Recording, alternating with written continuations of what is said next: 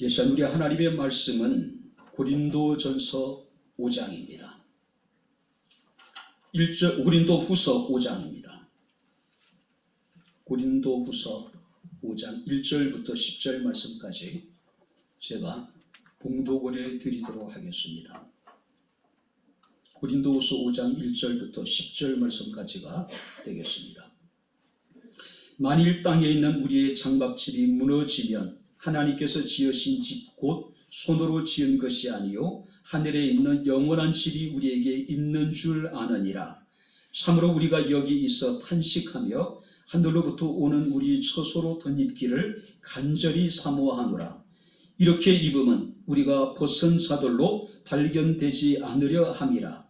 참으로 이 장막에 있는 우리가 짐진 것 같이 탄식하는 것은 벗고자 함이 아니요 오히려 덧입고자 함이니 죽을 것이 생명에 삼킨 바 되게 하려 함이라. 곧 이것을 우리에게 이루게 하시고 보증으로 성령을 우리에게 주신 이는 하나님이시니라. 그러므로 우리가 항상 담대하여 몸으로 있을 때에는 주와 따로 있는 줄을 아노니 이는 우리가 믿음으로 행하고 보는 것으로 행하지 아니함이로라. 우리가 담대하여 원하는 바는 차라리 몸을 떠나 주와 함께 있는 그것이라. 그런즉 우리는 몸으로 있든지 떠나든지 주를 기쁘시게 하는 자가 되기를 힘쓰노라. 이는 우리가 다 반드시 그리스도의 심판대 앞에 나타나게 되어 각각 선악간에 그 몸으로 행한 것을 따라 받으려 함이라. 아멘. 기도하겠습니다. 참 좋으신 아버지 하나님, 은혜와 사랑을 진심으로 감사합니다. 바쁘고 분주함과 피곤한 가운데서도 주의 날을 기억하게 하시고 일상의 모든 것을 내려놓고 주님 앞에 나와 주를 예배할 수 있는 은혜를 주심을 감사를 드립니다. 주여, 이 시간 우리가 주의 말씀을 청종할진대 말씀이 선포될 때에 우리의 귀를 열어주시고 우리의 마음의 문을 열어주셔서 성령의 교회들에게 하시는 주의 음성을 듣게 하옵소서. 깨닫게 하옵소서. 마음의 문을 열고 주의 말씀을 아멘으로 화답케 하옵소서. 예수님 이름으로 기도합나이다. 아멘. 할렐루야. 우리가 열왕기상 21장에 보게 되면은 아합이라고 하는 인물이 등장을 합니다. 아합은 북이스라엘의 왕이었습니다. 아합이 이스라엘을 통치할 때에 이스라엘의 수도는 이스르엘이라고 하는 지역입니다. 그런데 그 이스라엘의 그 왕궁 옆에 보게 되면은 그 나봇이라고 하는 사람의 소유의 포도원이 있었습니다. 그런데 아합은 이 이스라엘 왕궁에서 그 나봇의 포도원을 바라보면서 늘 마음 한구석에 그런 마음이 있었어요. 야, 저 포도원을 사서 텃밭을 가꾸든지 포도원을 사서 정원을 만들면 왕궁이 더 아름다울 것 같았습니다. 그래서 이 아합이 이제 그 나봇을 찾아가서 제안을 합니다. 내가 네게 더 좋은 포도원을 줄 테니 왕궁 옆에 있는 그 포도원을 내게 달라는 이야기예요. 만약에 내가 원하지 않아서 만약에 돈을 원한다면 내가 충분하게 대가를 지불해 주겠다. 근데 이 나봇이라는 인물이 그런 이야기합니다. 조상들의 유산으로 받은 땅을 파는 것은 율법에 금하고 있는 것입니다. 아무리 왕이 좋은 가격을 쳐준다 하더라도 내가 가진 이 포도원보다도 더 좋은 포도원을 내게 준다 하더라도 그것은 내가 하나님께서 금하신 것입니다. 이런 제의 거절을 해버려요. 자, 이 아합이 맥이 빠져서 왕궁에 돌아오게 됩니다. 성경은 이렇게 기록하고 있습니다. 아합이 근심하고 답답하여 침상에 누워 얼굴을 돌리고 식사를 하지 않았다. 쉽게 얘기하면은 나봇으로 인해서 아합 왕이 삐진 거예요. 삐진 거예요. 자, 그런 이제 신랑을 바라보는 이세벨이라고 하는 여인이 묻습니다. 도대체 당신에게 무슨 일이 있었느냐. 그래서 차출지정을 얘기를 해요. 그럼 이 사악했던 이 이세벨이라는 여인은 나봇이라는 사람을 모함을 해서 불량배를 충동질해가지고 돌로 쳐 죽이고 그 나봇의 포도원을 빼앗아서 자기 남편에게 줍니다. 자, 여기서 우리가 아합의 모습을 보게 되면 근심하고 답답하여 침상에 누워 얼굴을 돌리고 식사를 하지 않았다. 그러니까 많은 것을 소유했음에도 불구하고 그 많은 것을 추구하다가 그것이 제대로 이루어지지 않으니까 탄식하는 거예요. 마음이 상해버린 거예요. 우리가 로마서 8장 22절 말씀을 보게 되면 피조물이 다 이제까지 함께 탄식하며 함께 고통을 겪고 있는 것을 우리가 안다라고 이야기하고 있어요. 아담과 하와의 범죄 이후에 바로 사람들뿐만 아니라 모든 피조물들이 함께 탄식을 하고 있다는 이야기예요. 함께 지금 고통을 겪고 있다는 이야기예요.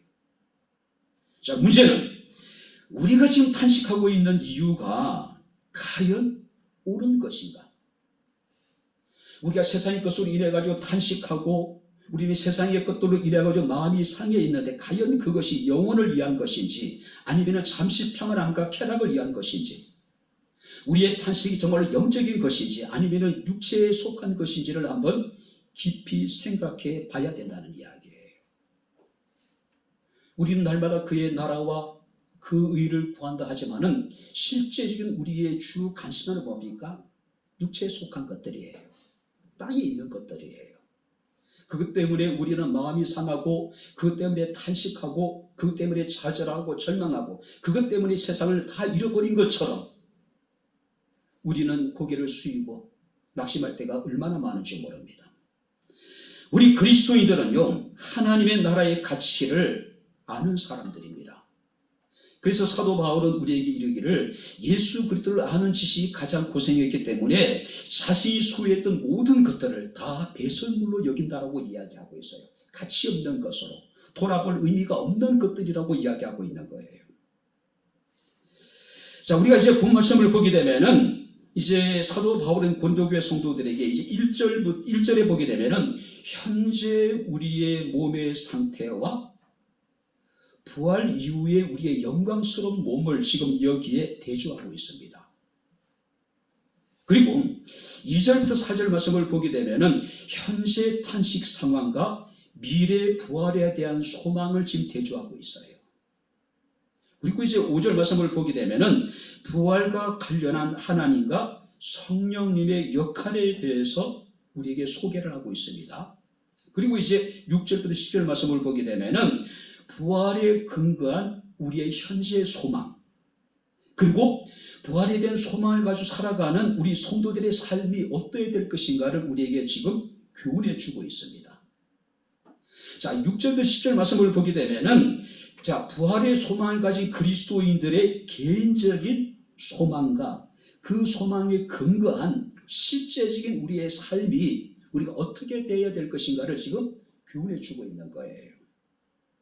자, 그래서 우리가 9절 말씀을 보시기 바랍니다. 우리 같이 읽겠습니다. 9절 다 같이 읽겠습니다. 그런즉 우리는 몸으로 있든지 떠나든지 주를 기쁘시게 하는 자가 되기를 힘쓰노라. 부활의 소망을 가진 사람들의 삶의 궁극적인 목적이 뭡니까? 9절 말씀을 보게 되면은 몸으로 있든지 떠나든지 주를 기쁘시게 하는 것. 할렐루야. 이것이 바울이 지향했던 삶의 목적이에요. 이것이 그리스도인으로 살아가는 우리들의 존재의 목적이 되어야 된다는 거예요. 거짓된 안주에 몸을 내던질 것이 아니라 살든지 죽든지 먹든지 마시든지 무엇을 하든지 다 주의 영광을 위한 삶, 주님을 기쁘시게 하는 삶, 이것이 우리의 삶의 궁극적 목적이라는 이야기예요. 웨스트민스터 소유문답 제1문에 보게 되면은 사람의 제일 되는 목적이 무엇입니까? 라고 질문을 합니다. 그에 대한 답이 뭐냐면은 사람의 제일 되는 목적은 하나님을 영화롭게 하는 것과 영원토록 그를 즐거워하는 것입니다. 우리의 존재 이유가 뭐냐면은, 첫 번째 이유가 뭐냐면은 하나님을 영화롭게 하는 것, 영원히 그를 우리가 즐거워하는 것. 이것이 우리의 삶의 궁극적인 목적이고 우리가 살아가야 될 이유라는 거예요. 자, 그렇다면 이제 사도 바울이 고린도교회 성도들에게 정말 우리가 주님을 기쁘시게 하는, 정말 우리가 하나님을 영화롭게 하는 삶을 살아가야 되는데, 구체적으로 우리가 주님을 기쁘시게 하는 자의 삶이 어떤 것인가, 우리가 주님을 영화롭게 한다는 것은 어떤 의미인지 우리가 말씀을 살피면서 함께 은혜를 나누도록 하겠습니다. 자, 한번 첫 번째 우리 6절을 우리 같이 읽겠습니다. 다 같이 읽겠습니다. 그러므로 우리가 항상 담대하여 몸으로 있을 때는 주와 따로 있는 줄을 아노니. 그러므로 우리가 항상 담대하여, 여기서 우리라는 누굴 말합니까? 부활에 대한 소망을 가진 모든 성도들을 의미하고 있는 거예요. 그 소망이 있기 때문에 우리는 항상 담대할 수 있다고 이야기하고 있는 거예요. 본문을 직역하게 되면 이렇습니다. 그러므로 우리가 항상 담대하고 우리가 몸 안에 거주하는 동안 주로부터 떠나 있다는 것을 알아왔다라고 이야기를 해요. 자, 유진 피터슨의 메시지 성경에 보니까 이 본문을 이렇게 번역해 놨습니다. 우리는 그 천국을 기대함으로 아주 힘차게 살아갑니다. 한번 따라해 보시기 바랍니다. 아주 힘차게 살아갑니다. 부활에 대한 소망을 가진 성도들은 어떤 상황 속에서도 힘차게 살아간다는 이야기예요. 그래서 이제 계속해서 이러기를, 여러분 우리가 고개를 떨어뜨리거나 꿈을 그리는 모습을 볼 수 없을 것입니다. 부활에 대한 확실한 소망을 가진 사람들은 어떤 상황 속에서도 힘차게 살아간대요. 활기차게 살아간대요. 고개를 떨구거나 꿈을 그리거나 그런 모습을 보이서는 안 된다는 이야기예요. 원문에 보게 되면 이 담대하다는 의미는 뭐냐면 용기를 가지다는 이야기예요. 제가 사전에 찾아보니까 배짱이 두둑하고 용감하다. 왜요? 왜 배짱이 두둑합니까? 왜 용감합니까? 믿는 구석이 있기 때문에 그래요. 믿는 구석이 있기 때문에. 이 바울의 담대함이라는 것은 인간적인 원인에서 유래된 것이 아니라 성령님의 내적인 증거, 그게 뭡니까? 부활에 대한 확신이에요. 그래서 어떤 상황 속에서도, 어떤 탄식 속에서도, 어려움 속에서도 나는 낙심하지 않는다, 나는 담대하다라고 이야기를 하는 거예요. 근데 보세요, 우리가 6절 하반절 말씀을 보게 되면은 몸으로 있을 때는 주와 따로 있다라고 이야기를 하고 있어요. 그래도 불구하고 나는 언제든지 당당하다, 언제든지 나는 담대하다. 자, 여기 보세요. 몸으로 있을 때는 주와 따로 있다. 이게 무슨 의미일까요? 자, 이것은 바울의 현재 상태를 말하고 있는 거예요. 그러니까 우리가 육신의 몸을 입고 사는 동안에는 지금에는 주님과 우리는 떨어져 있다. 아니, 우리가 알기로는 주님은 세상 끝날까지 우리와 함께 한다고 했는데, 바울은 지금 이 로마서 5장에 보게 되면은 우리가 몸으로 사는 동안에 우리가 주님과 떨어져 있다고 이야기를 하고 있어요. 그럼에도 불구하고 나는 담대하다고 이야기하고 있는 거예요. 자, 여기서 떨어져 있다라고 하는 어떤 의미냐면은 육신의 몸으로는 우리가 주님을 볼 수가 없잖아요. 우리가 육신을 가지고는 하나님과의 정말로 친밀한 교제를 나눌 수가 없잖아요. 그런 관계, 그런 의미를 말하고 있는 겁니다. 그래서 바울은 비록 우리가 하나님을 눈으로 볼 수 없지만은, 우리가 영으로 하나님과 교제하는 것처럼 그런 친밀한 교제를 나눌 수 없지만은, 보이지 않지만, 그래도 불구하고 나는 믿음으로 살아간다고 지금 이야기하고 있는 거예요. 그 믿음이 있기 때문에는 어떤 상황 속에서도 담대할 수 있다고 이야기하는 거예요. 믿음으로 미래를 기대하고 믿음으로 담대하게 오늘을 살아간 사람, 바로 그것이 바울입니다. 미래가 확실하다는 것은 하나님께서 과거에 예수 그리스도를 통해서 행하셨던 일들을, 그리고 또 그 일에 대해서 주의 성령께서 보증이 되어 주시기 때문에 내가 육신에 머물러 있는 동안에는 주님과 떨어져 있을 수밖에 없지만은, 그래도 불구하고 나는 그 믿음으로 담대할 수 있다고 이야기하고 있는 거예요. 특별히 우리가 말씀을 보게 되면은 항상 담대하여, 항상. 바울의 담대함이요, 일시적이거나 또 감정적으로 어떤 상황에 충동적으로 어떤 용기를 내는 것이 아니라 지속적으로 주를 믿는 믿음 가운데 나는 항상 담대했다고 이야기하고 있는 거예요. 실제 바울의 삶을 보게 되면은 언제 어디서나 누구에게나 그는 담대했죠. 그래서 우리가 8절 말씀 보니까 이렇게 얘기합니다. 우리가 담대하여 원하는 바는 차라리 몸을 떠나 주와 함께 있는 그것이다. 정말로 바울은 무엇이 가치 있고 무엇이 더 좋은 것인지를 분명히 알고 있었어요. 그 바울의 선택은 뭡니까? 육신의 몸을 내가 떠나서 주님과 내가 영원히 함께 있고 싶다.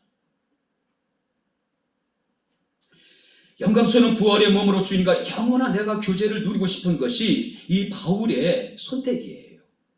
이것에 최고의 가치를 두었고 이것이 더 좋은 것이라고 이 바울은 확신하고 있었다는 이야기예요. 바울의 삶의 목표가 이 세상이 아니었기 때문에, 바울이 가장 가치 있고 중요하게 여긴 것이 하늘에 있는 주와 함께 영원히 교제하는 것이었기 때문에 그는 이 땅에 살아가는 동안에 성공과 실패, 번영과 쇠퇴, 풍요와 가난에 대해서 얽매이지 않았어요. 모든 것을 초월하여 그는 담대할 수 있었다는 이야기예요. 사랑하는 성도들, 우리는 믿는 사람들입니다. 할렐루야. 우리는 믿는 구석이 있는 사람들이에요. 아무것도 가진 것이 없는 사람들이 큰 소리 칠 때에 우리 뭐라고 얘기합니까? 저 형 어디 믿는 구석이 있나 보지? 세상 사람들 보기에 우리는 참 볼품없는 사람일 수 있어요.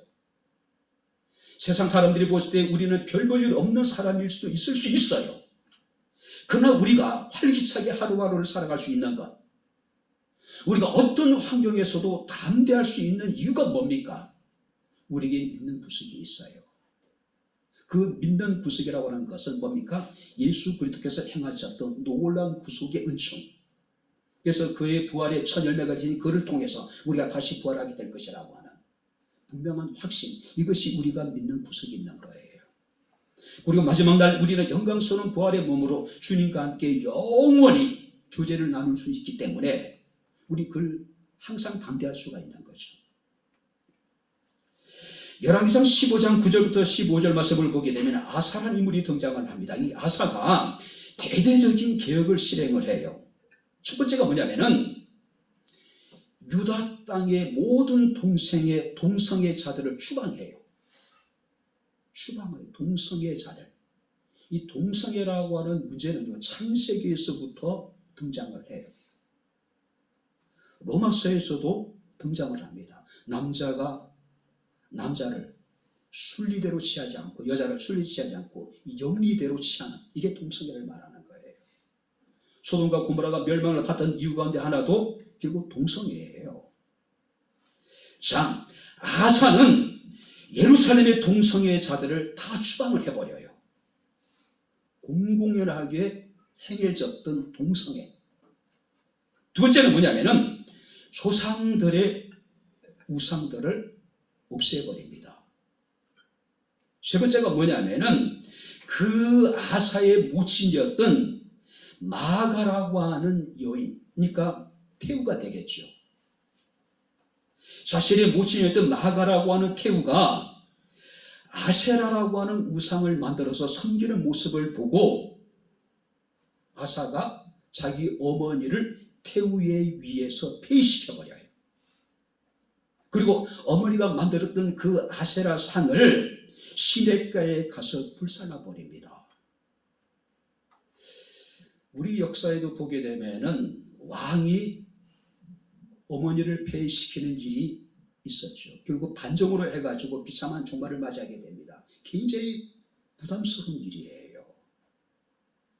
단지 모친이 우상을 섬겼다는 이유로 태우의 위를 폐위시켜버리고 그가 만들었던 우상을 시내가에 가서 불살라 없애버려요. 아사도 우리와 같은 성전을 가진 사람이었을 겁니다. 분명히 부담이 됐을 거예요. 불편했을 거예요. 두려웠을 거예요. 그때 역대하 15장에 보니까 주께서 그에게 말씀하십니다. 그런즉 너희는 강하게 하라. 너희 손이 약해지지 않게 하라. 그리고 말씀하십니다. 너희 행위에는 상급이 있으리라. 할렐루야.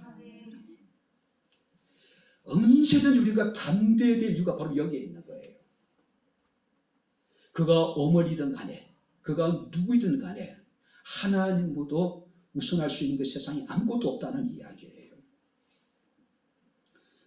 어떤 고난이 오더라도 어떤 환난이 우리에게 있더라도 코로나라고 하는 전염병이 세상에 창궐해서 우리를 두렵게 할지라도 믿음으로 담대한 저와 여러분들의 삶이 되어질 수 있기를 주의 이름으로 축원합니다. 그랬으면 좋겠어요. 자, 두 번째 말씀을 보시기 바랍니다. 자, 7절을 우리 같이 읽겠습니다. 이는 우리가 믿음으로 행하고 보는 것으로 행하지 아니하니로다. 정말로 우리가 주님을 기쁘시게 하는 사람들은 어떤 사람들입니까? 보는 것으로 행하지 아니하고 믿음으로 행하는 사람. 할렐루야. 믿음으로. 자, 메시지 성경이 이렇게 본문을 기록하고 있습니다. 우리는 믿지만 아직 눈에 보이지 않는 것. 우리가 믿긴 믿지만 아직 눈에 보이지 않는 것. 바로 그것이 우리를 전진하게 합니다. 이렇게 번역해 놨습니다. 믿음으로 행한다라고 하는 것은 눈에 보이는 현실에 의해서 살아가는 것이 아니라 내가 하나님을 향해 가지고 있는 그 믿음을 따라서 살아가는 것. 바로 이런 사람들이 정말로 주님을 기쁘시게 하는 사람들이란 이야기예요. 그런데 현실적으로 우리가 믿음대로 살아간다는 것이 결국 녹록지 않는 것이 사실이에요. 그 예수께서 우리에게 말씀하셨습니다. 세상에 너희가 환난을 당하게 될 것이라고 이야기하고 있어요. 그래서 담대하라고 이야기하고 있습니다. 뿐만 아니라 바로 주께서 우리에게 말씀하시기를 무릇 경건하게 살고자 하는 자는 핍박을 받게 될 것이라고 말씀을 하고 있습니다. 자, 그럼에도 불구하고 우리는 믿음으로 살아가는 사람들입니다. 할렐루야. 하나님이 옳으신 분이기 때문에 그가 행하셨던 모든 일들이 옳기 때문에 그가 말씀하셨던 모든 말씀이 참된 진리의 말씀이기 때문에 우리는 믿음으로 우리는 말씀을 따라서 살아가는 사람들이란 이야기예요. 그래서 사도 바울 로마서 1장 17절에 로마교회 성도들에게 이르기를 오직 의인은 믿음으로 말미암아 사니라. 오직 믿음이에요. 그런데 우리의 현실은 어떻습니까? 우리가 믿음으로 살아간다고 하는 것은 우리는 세상이 그러니까 나도 이렇게 살아간다. 이것이 지혜롭고 이것이 현명하다고 생각하는 것이 아닙니다. 아무리 세상이 그러해도 그럼에도 불구하고 그래도 설사 하나님이 우리에게 그렇게 하지 아니하실지라도 여전히 우리가 믿음을 따라 살아가는 것, 말씀에 순종하는 삶을 살아가는 것.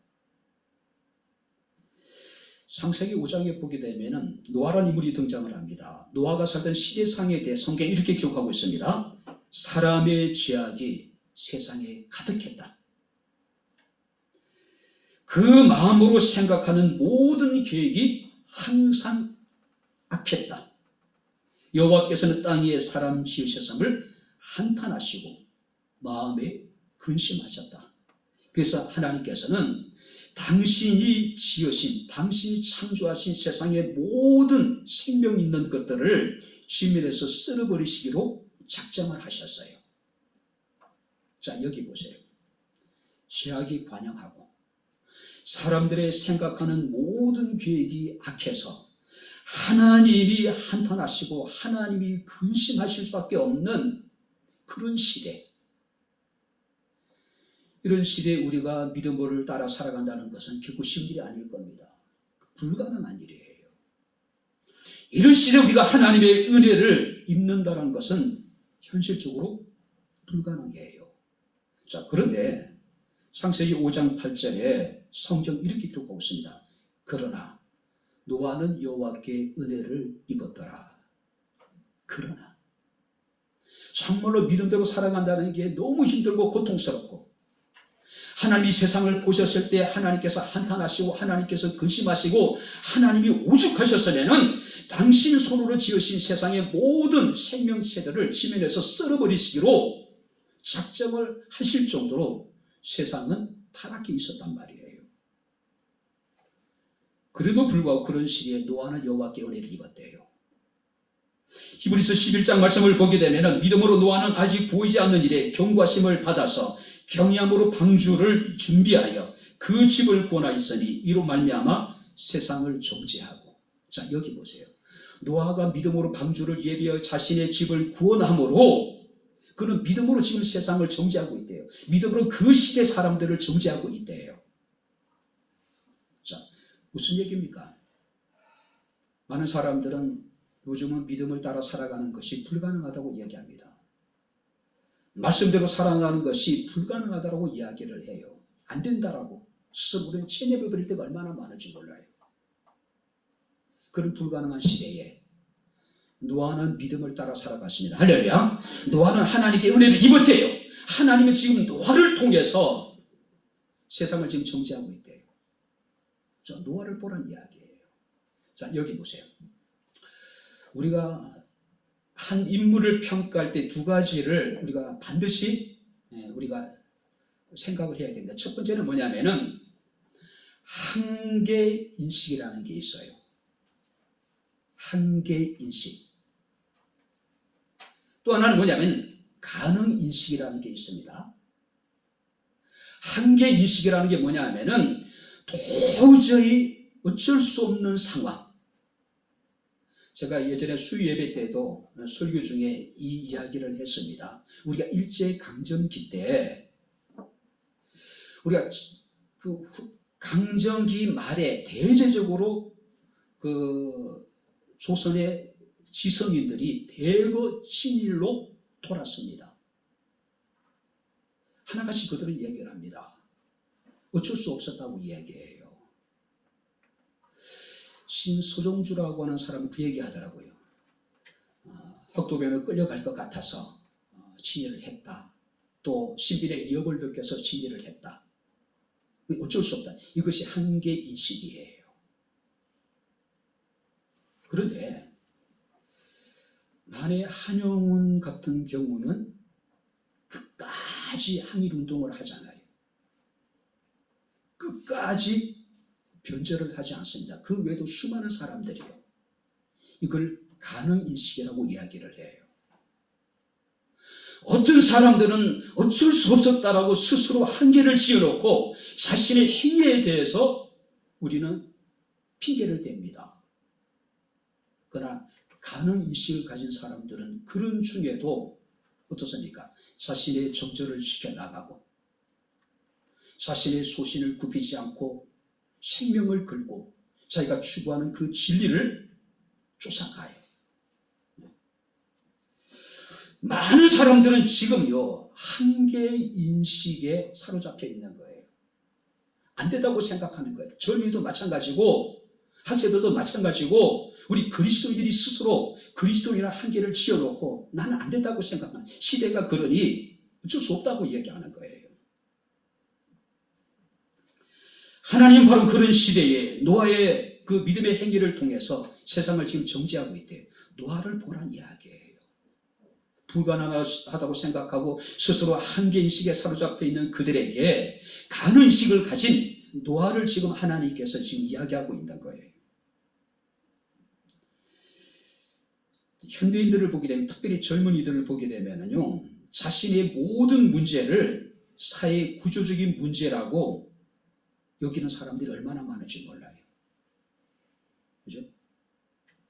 세상의 모든 문제들을 자신이 뭔가 부둥켜안고 해결하려고 하기보다는 그것이 사회적인 구조적인 문제라고 치부해버려요. 그래서 사회가 잘못되고 국가가 잘못되고 다 원인을 다른 곳에서 찾는 거예요. 또 어떤 사람들은 모든 사람이 그런 상황 속에 어쩔 수 없다라고 상황 윤리로 자신을 방어하는 사람들이 있어요.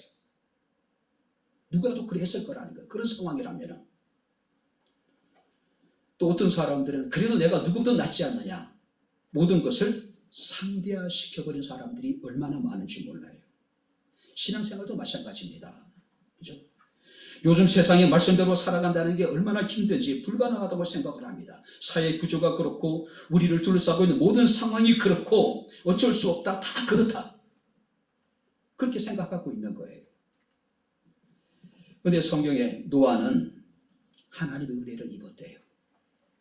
아무리 우리가 믿음으로 살아가는 것이 힘들고 우리에게 주어진 바로 사명을 감당하는 것이 지금 우리의 현실로 봤을 때에 결코 쉬운 일이 아니죠. 자, 그래도 불구하고 바로 정말로 주님을 기쁘시게 하는 사람들은 어떤 사람들입니까? 바로 온전히 믿음으로 살아가는, 눈에 보이는 것으로 하지 않고 보이지 않는 믿음으로 살아가는 것. 이것이 그리스도인들이에요.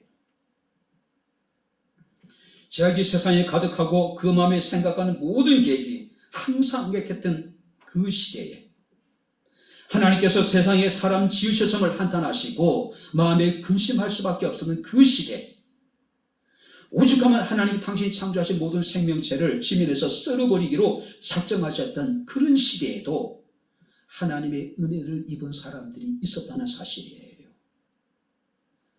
노아는 여호와께 은혜를 입었더라. 구조적인 문제, 모든 상황, 모든 상대주의를 뛰어넘는 그런 믿음의 사람이었다는 이야기예요. 우리가 요한 1서 5장 4절 5절 말씀을 보게 되면 무릇 하나님께로부터 난 자마다 세상을 이기느니라.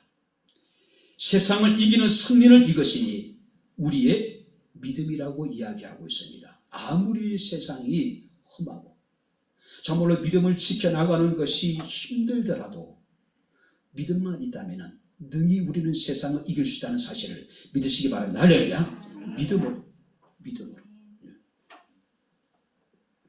근데 사람들은 어떻습니까? 구조적인 문제를 가지고 또 모든 상황이 그렇다라고 누구라도 그랬을 것이라고 그래도 나는 누구보다 낫다라고 하나님께서 우리에게 말씀하십니다. 또 노아를 통해 하나님께 우리에게 말씀하십니다. 비겁한 변명이라고요. 비겁한 변명이라고요. 우리는 보는 것으로 행하지 아니하고 오직 믿음을 따라 행하는 사람들입니다. 바로 하나님께서는 이런 사람들을 기뻐하시고 이런 사람들이 진정으로 주님을 기쁘시게 하는 사람들이라는 사실을 우리가 기억을 해야 될 것입니다. 자, 마지막으로 한번 성경을 보겠습니다. 자, 10절을 우리 같이 읽겠습니다. 이는 우리가 다 반드시 그리스도의 심판대 앞에 나타나게 되어 각각 선악간에 그 몸으로 행한 것을 따라 받으려 합니다. 정말로 주님을 기쁘시게 하는 사람들은 어떤 사람들입니까? 마지막날 하나님의 심판을 기억하며 이 땅의 삶을 살아가는 사람들, 쉽게 이야기하면은 심판을 준비하는 삶을 살아가는 사람들. 우리가 히브리서 9장 27절에 보니까 한 번 죽는 것은 사람에게 정해진 것이라고 이야기합니다. 이것은 하나님이 정하신 것이라는 거죠. 그리고 그 후에는 심판이 있을 것이라고 말씀을 하고 있습니다. 여러분들이 지금 우리가 행하고 있는 모든 일들이 마지막 날에 하나님 앞에 심판의 대상이 된다는 사실을 우리가 인식을 해야 돼요. 그래서 우리는 내 입술의 모든 말과 내 마음의 묵상이 주께 연락된다라고 하는 그런 의식을 가지고 있어야 돼요. 내 생각, 내 말하는 것, 내 행하는 모든 것이 마지막 날에 하나님의 심판의 대상이 된다는 이야기예요.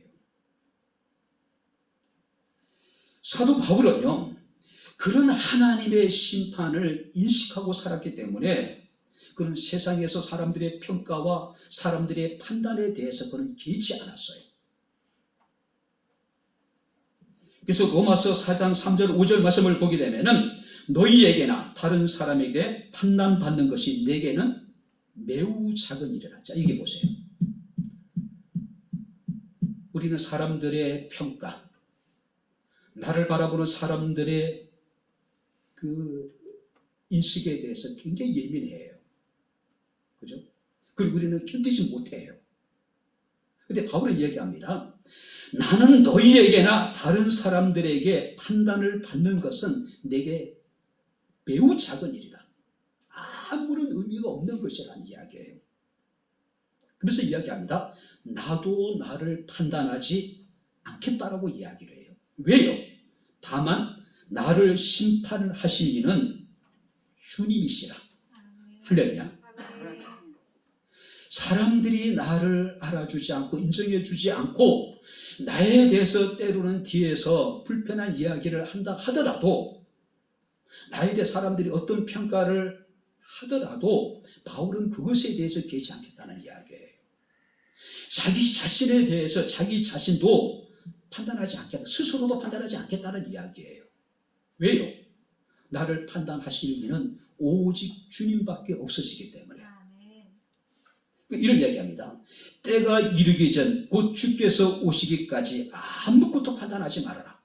자기 자신에 대해 하지 말고 다른 사람에 대해서 쉽게 우리가 자신의 잣대를 가지고 평가하거나 판단하지 말라는 이야기예요.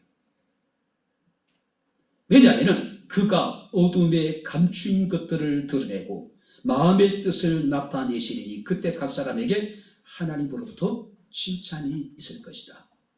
우리의 판단은 뭡니까? 눈에 보이는 것을 가지고 우리 그 사람을 판단합니다. 그게 전부예요.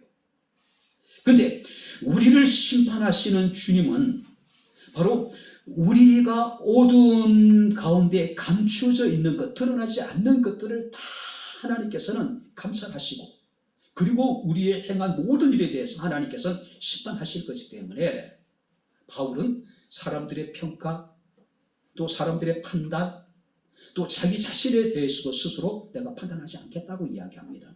주님이 오시는 그날까지 너희는 아무것도 판단하지 말라예요. 판단하지 말라는 이야기예요. 특별히 주님께서는 선악간의 심판을 하신다고 말씀을 하고 있습니다. 자, 하나님의 심판은요, 단지 착한 일, 나쁜 일, 이것을 판단하는 것이 아닙니다. 그가 어떤 일을 행하든지 간에 믿음으로 행한 것은 선한 것이고 믿음으로 행하지 않는 것은 악한 것이에요. 이것을 하나님께서 판단하시겠다는 이야기예요. 우리가 이 땅에 함께 어우러져 살아가는 동안에 사람들의 판단, 평가를 우리가 완전히 무시할 수는 없겠죠. 그죠? 어쩔 수 없어요. 마음이 움직일 수밖에 없는 거예요. 연예인들은 사람들의 댓글에 결국 어떻습니까? 극단적인 선택을 해요. 또 우리가 스포츠 스타들도 마찬가지입니다. 그래서 대부분의 어떻습니까? 이렇게 댓글을 차단시켜버리죠. 왜? 너무 피해가 크기 때문에. 그런데 이렇게 좀 담대한 사람들 어떻습니까? 저는 개의치 않아요. 그냥 묵묵하게 그냥 자기가 하고 싶은 일을 해 나가는 사람도 있어요. 누가 뭐라 그래도 개의치 않겠다는 이야기예요. 우리는 마지막 날에 하나님 앞에 서서 우리가 행한 모든 일에 대해서 선악간에 반드시 심판을 받게 될 것입니다. 우리는 마지막 날 바로 그리스도의 심판대 앞에 우리는 모두가 다 서게 될 겁니다. 자, 그런데 중요한 것은요, 믿지 않는 자들이 서게 될 심판대는 죄에 대한 처벌의 장소입니다. 형벌의 장소예요. 반면에 우리 그리스도인들이 서게 될 심판대라고 하는 것은 우리의 신앙과 우리의 섬김과 우리의 헌신에 대한 보상을 받는 장소라는 사실을 우리가 기억을 해야 돼요. 그죠? 자, 그렇다면은 우리 그리스도인들에게 바로 하나님의 심판대라고 하는 것은 바로 주님을 위한 충성스러운 섬김과 또 경건의 삶에 대한 충분한 동기가 되는 거예요. 충분한 동기가 되는 거예요. 랜디 알콘이라고 하는 사람의 상급받는 그리스도인이라는 책이 있습니다. 그 안에 보게 되면은 쓰레기장을 탑사하라고 하는 제목의 글이 있어요. 쓰레기장을 탑사하라. 자, 인용해 드리겠습니다. 가족과 함께 폐품 처리장이나 쓰레기 하치장에 가보라. 한때 소중했던 크리스마스 선물, 값비싼 생일 선물이었던 보물더미를 발견하게 될 것이다. 아무 의미 없이 이제 버려진 쓰레기 더미가 하나하나를 보게 되면 다 나름대로 처음에는 누군가에게 소중한 선물이었고 소중한 물건이었던 것들이죠. 사람들은 그것을 사기 위해서 밤늦도록 야근을 하고 잔업을 하고 수십만 원의 돈을 지불했을 것이다. 그 물건 때문에 서로 다투고 그 물건 때문에 친구 사이에 우정이 깨어지고 그 물건으로 정직을 부리고 남을 속이기도 하고 그 물건 때문에 혹자는 결혼 생활을 파국으로 몰아가기도 했다. 그만큼 다 처음에 소중했던 것들이란 이야기예요. 그런 희생들로 얻은 이 물건들, 그러나 짧은 수명을 다한 후 이제 쓸모가 없어 쓰레기 하치장에서 나뒹구는 제품들과 가구들의 사례를 보라고 이야기를 합니다. 당신이 아끼는 살림살이 대부분도 언젠가는 폐품 신세가 될 것이다. 설령 살림살이는 한동안 이 땅에 버티고 있다고 해도 당신은 그럴 수 없을 것이다. 폐품 처리장을 돌아보면서 이렇게 자문해 보라고 이야기를 하고 있어요. 내 모든 소유가 쓸모없어 폐기 처분되고 잊혀질 때 나는 인생을 어떻게 살았다고 자신할 수 있는가? 폐기물 처리장에, 쓰레기 처리장에 있는 물건들을 보면서 자신의 삶을 한번 돌아보란 이야기예요. 언젠가는 내 삶도 저렇게 폐기 처분될 수도 있을 것이고 내 삶도 저렇게 쓰레기처럼 될 수도 있을 것이라는 이야기예요. 전도서 보니까 금그릇이 깨지기 전에, 그러니까 금그릇이 금줄이 끊어지고, 금그릇이 깨지고 금줄이 끊어진다는 이야기는 인생의 죽음을 말하는 거예요. 언젠간 우리도 끊어지게 될 것이고 언젠가 우리가 깨어지게 될 것이라는 이야기예요. 그때 우리가 나는 인생을 어떻게 살았다고 자신할 수 있겠는가 한번 반문해 보라는 이야기예요. 또 이런 이야기합니다. 영원히 남을 것은 무엇인가? 내가 소유했던, 내가 추구했던 그 많은 것들 가운데 영원히 남아 있을 수 있는 것이 무엇이 있는가? 나를 영원한 처소로 반겨줄 사람은 누가 있는가? 나는 누구의 삶을 만지는 일에 대해서 하나님께 쓰임을 받았는가? 스스로 한번 반문해 보래요. 우리가 지금 소중하게 여긴 것, 우리가 지금 그것이 최고의 것으로 생각하고 최고의 가치를 부여했던 그것들이 어느 순간인가 폐기물 되고 다 쓰레기가 될 것이란 이야기예요. 근데 우리는 그것에 목숨을 거는 겁니다. 사소한 것에 우리는 목숨을 걸고 거기에 집착을 하는 거예요. 우리는 마지막 날 하나님 앞에 서서 심판을 받게 될 것입니다. 그 하나님의 심판대 앞에서 착하고 잘하였도다. 착하고 충성된 종이라.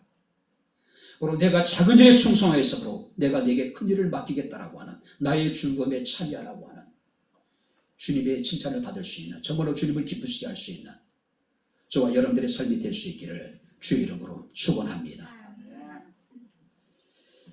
전도서 11장 9절에 솔로몬 이런 이야기합니다.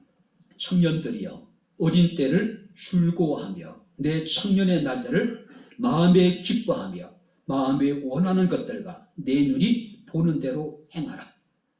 여기 보세요. 네 마음이 기쁜 대로, 내 마음이 원하는 대로 내 눈이 보기에 좋은 대로 한번 마음껏 살아보라는 이야기예요. 그러나 하나님이 이 모든 일로 말미암아 너를 심판하실 줄 알라. 마음의 기쁨대로, 내가 마음에 원하는 대로, 내 눈에 보기 좋은 대로 네 마음대로 살아보라는 이야기예요. 그러나 기억하래요. 이 모든 일로 말미암아 하나님 너를 반드시 심판하게 될 것이라는 이야기예요. 이제 말씀을 정리합니다. 바울은 고린도 교회 성도들을 향해서 고린도전서 10장 31절에 보게 되면은 그런즉 먹든지 마시든지 무엇을 하든지 다 하나님의 영광을 위하여 하라고 말씀을 하고 있습니다. 그래서 구체적으로 이야기합니다. 유대인에게나 헬라인에게나 하나님의 교회나 거치는 자가 되지 말고. 자, 여기 보세요. 유대인은 같은 동족입니다. 이방인들은, 헬라인은 이방인들 말하는 거예요. 또 여기서 교회 안에라는 거, 하나님의 교회라고 하는 것은 우리 믿는 사람들 말하고 있는 거예요. 그러니까 우리가 우리의 동족이거나 이방인들이거나 또 우리가 믿는 교회 안에서 우리는 거치는 자가 되지 말아라. 뿐만 아니라 모든 일에 모든 사람을 기쁘게 하라고 이야기합니다. 그리고 자신의 유익을 구하지 말고 많은 사람의 유익을 구하는 삶을 살아라. 그리고 그들로 구원을 얻게 하라고 말씀을 하고 있습니다. 바랍니다. 우리는 종말론적인 신앙을 가지고 살아가는 사람들입니다. 우리는 눈으로 보는 것으로 하지 않고, 우리는 귀로 듣는 것으로 하지 않고, 오직 믿음으로 행하는 사람들입니다. 그 믿음으로 행하게 될 때에 정말 우리는 하나님을 기쁘시게 하는 자라고 하는 인정을 받게 될 것입니다. 오직 어떤 상황 속에서도 담대하고, 오직 믿음을 쫓아행하고, 하나님의 심판을 기억하고, 바로 심판을 우리가 준비하는 삶. 마지막 날에 정말 하나님의 기쁨이 될 수 있는, 하나님 앞에 인정하고 칭찬받을 수 있는 우리 백향목교 사랑하는 모든 성도들이 다 될 수 있기를 주의 이름으로 축원합니다. 기도하겠습니다. 하나님 아버지, 하나님의 은혜와 사랑을 진심으로 감사를 드립니다. 우리의 삶이 살든지 죽든지 먹든지 마시든지 무엇을 하든지 다 하나님의 영광, 하나님을 기쁘시게 할 수 있는 저희들의 삶이 되게 하옵소서. 오직 아버지 어떤 환경 속에서도 주를 믿는 믿음 가운데 담대하게 하시고, 믿음을 쫓아 말씀 가운데 순종하게 하시고, 하나님의 마지막 날 심판을 기억하며 아버지 이 땅에 주의 심판을 예비할 수 있는, 준비할 수 있는 저희들의 삶이 되게 하옵소서. 오늘 종을 통해서 주의 말씀이 선포되었습니다. 말씀을 마음에 새기게 하시고 기쁨으로 이 땅에 살아가는 동안에 순종하는, 말씀을 우리의 삶을 통해 이루는 우리의 삶이 되게 하옵소서. 예수님 이름으로 기도합나이다. 아멘. 이제는 우리 주 예수 그리스도의 은혜와 하나님의 크신 사랑과 성령님의 교통 교제의 제 충만 역사 인도하시니 오직 믿음으로 강하고 담대하여 주님이 땅에 오셔서 마지막 날 심판하실 때에 주님을 기쁘시게 하는 자라 인정받기를 원하는 주의 사랑하는 모든 성도들 머리머리 위에 저들의 가정과 직장과 사업장과 이 교회와 이 나라 이 민족 위에 지금부터 영원토록 함께 있을지어다. 아멘.